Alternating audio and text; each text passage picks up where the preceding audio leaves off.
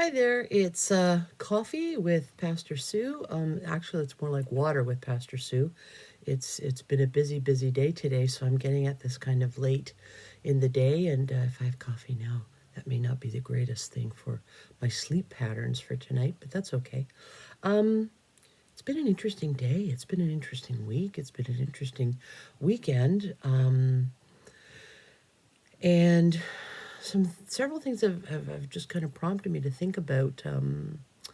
Part of it was Pastor's sermon on the weekend that talking about how the seed, when it was on the rocky ground and the shallow ground and the barren place, and then in the fertile soil, and I find it fascinating that a lot of analogies about church and church growth and how we can grow as believers all have really neat backgrounds with the farming application and how stuff is done and why that looks like that.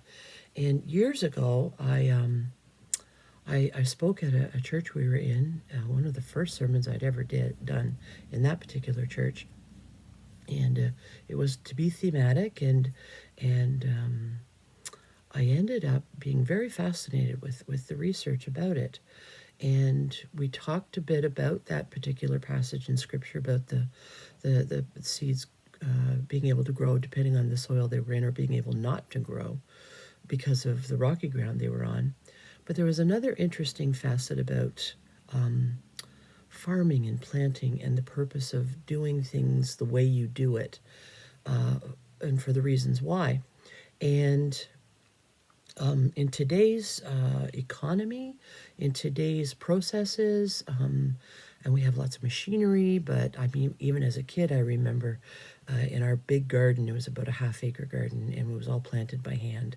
And my dad did that, and it was very important to put the seeds in a certain depth and all in a nice straight row, and they cover them up and keep them all nice and neat and tidy. And mostly that was for the intent of the plant could become very singular and focused in how it grew. It could be managed well by the farmer, by us as the kids, because Dad would be working and we'd have to do the weeding and the picking and the cleaning out and the thinning out of the plants. So it planting in those nice neat straight rows gave much control and management to the farmer, and your crop that you got was what was expected. And no more, not less. It was efficient and it did the job well, and it left room, and you had a place to do the things you were going to do.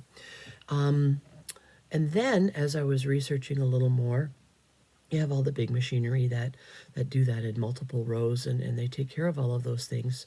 But there was an interesting method of sowing seed in the Old Testament for the purpose of this method of sowing seed was vital to the durability and strength and integrity of the plant it produced, and it was the linen.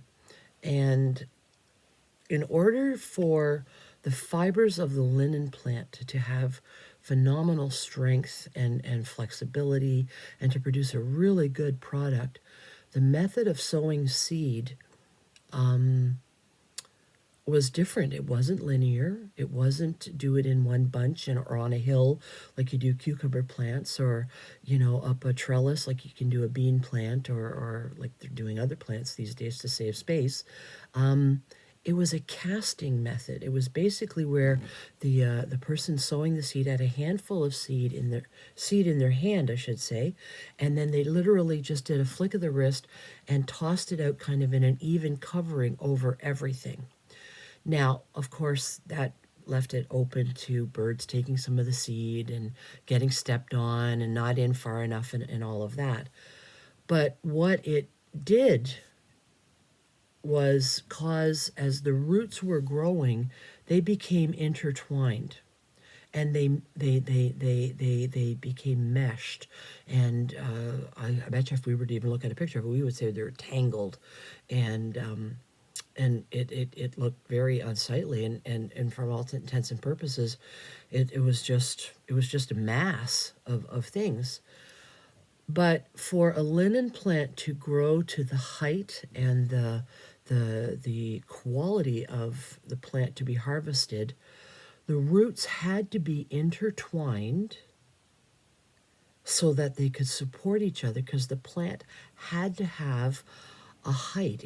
The plants had to grow to a certain length and in height. And I don't recall it at this moment what that was, but for there to be a good crop, for linen fibers to be produced, there had to be that good intertwining of the roots to support the height of the stem so that it could grow into excellent productivity. It would become a bumper crop. And if the roots were not intertwined, they could not support the moving of the height of a stem. And then they would have a poor quality crop.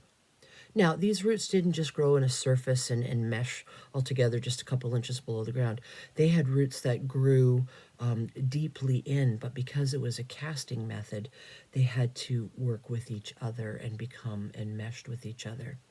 And so when the plant was harvested to produce linen, the fibers would be absolutely fantastic with which to make the cloth that they were working with, or whatever they used linen for in that day.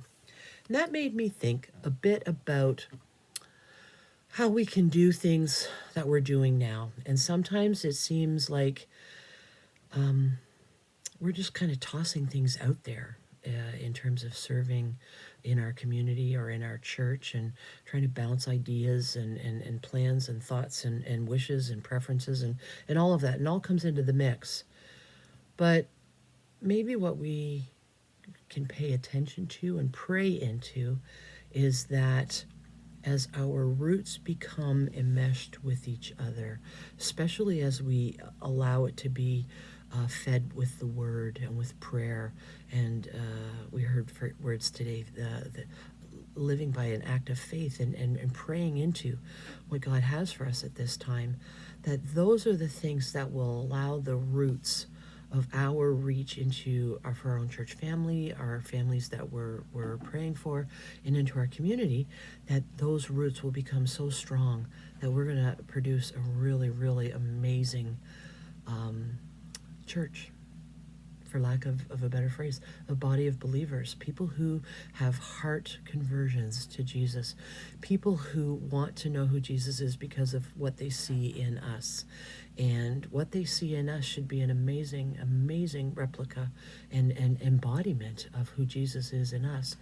So let's let our roots maybe get a little messed up and changed around a bit. They don't always have to be perfectly in a line. They don't always have to be processed at the same time, the right time, all the time. But maybe we need to understand that as we grow together and blend our gifts and our talents and our strengths and our hopes and our dreams and our prayers and our understanding of the word, we put that all together, we're going to produce an amazing place where God can move by his Spirit, where we can be there with each other as people experience Jesus for the first time, or for again, or for when there's times for healing and miracles and things of God that maybe some of us haven't seen in a long time, maybe some of us have never seen, but we provide that base, that foundation that God can work in us to do something amazing, that he will be the ultimate gardener in all that we bring into this mix of what we call growing in Jesus. And I hope that's an encouragement, that it doesn't always have to look exactly the same all the time, and there's merit to all the methods and the ways of doing things. And then, maybe it's casting our seed out and seeing what God's going to do with it, and what he can bring and how he can develop it. And I look forward to seeing what God's going to do with that. I do like linen. It's a wonderful, wonderful cloth if you get it, but I hadn't realized how much work and thought was put into how it was produced. So I hope that's a neat piece of information for today, and we'll see you next time. Thanks. Bye now.